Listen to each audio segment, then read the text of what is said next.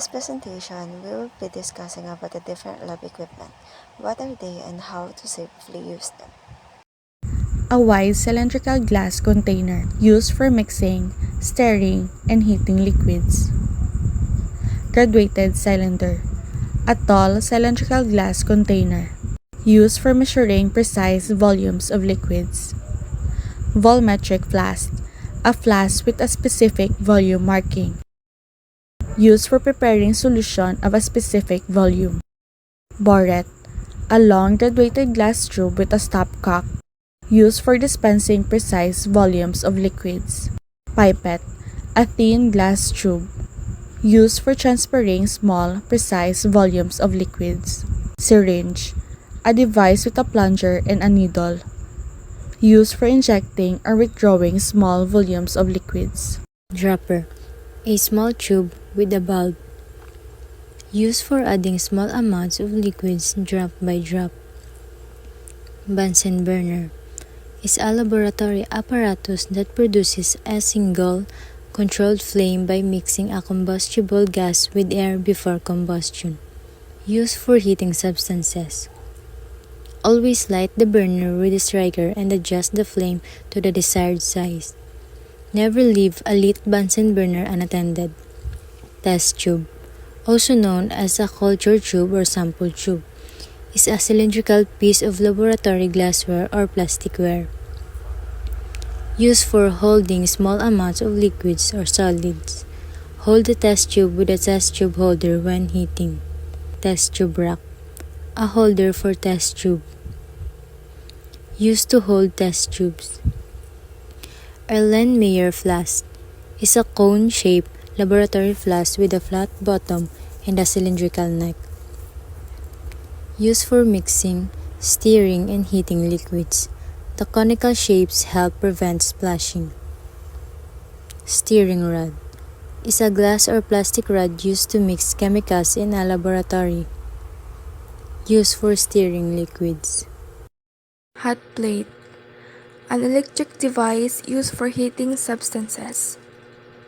Make sure the hot plate is on a stable surface and the correct temperature setting is used. Watch glass, a circular glass dish used as a cover or to evaporate liquids. It is used as a cover for beakers or as a surface for evaporating liquids. Petri dish, a shallow, circular glass dish used for growing microorganisms, used for culturing microorganisms. Mortar and pestle, a bowl and a clap-shaped tool used for grinding solids.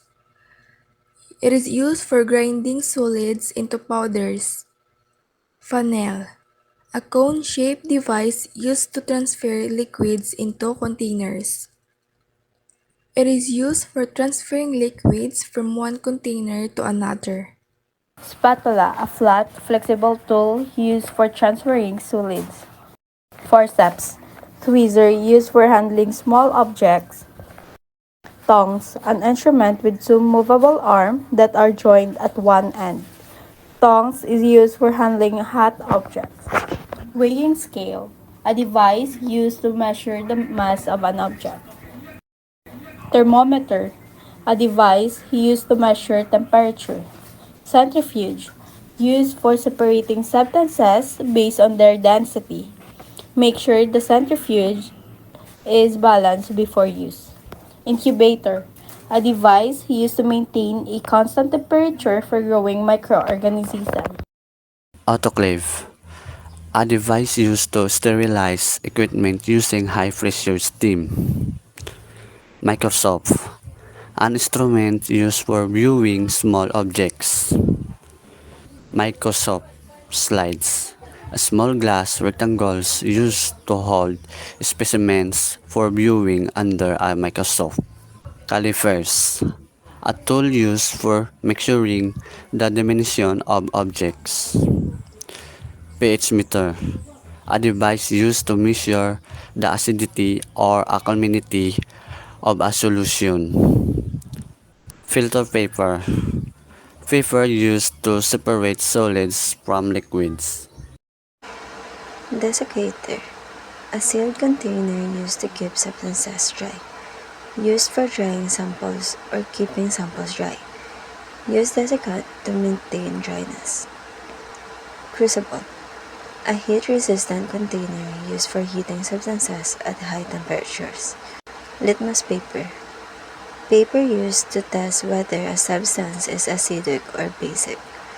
Used for testing the pH of a solution. Stopwatch. A device used to measure time. Used for timing experiments or reactions. Safety goggles. Eye protection worn in the lab. Always wear to protect eyes from splashes, fumes, and debris. Ensure proper fit and clarity. Lab apron. Protective clothing worn in the lab. Wear to protect clothing from spills and stains.